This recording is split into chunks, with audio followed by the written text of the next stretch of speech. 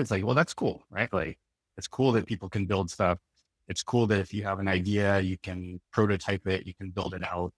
But on the security side, it's terrifying because we were like, well, I just followed a tutorial and I shipped something that is open to the internet and connects to our internal database.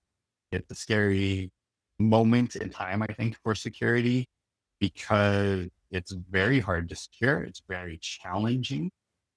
And businesses are in the position of at least feeling like, well, we have to do it this way. Like we have to stay on top of this. We have to be shipping as fast as possible to be competitive.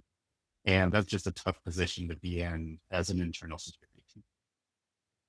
Yeah, definitely agree. And I think a lot of user awareness and training in the power that they hold now that they can create with these tools is needed.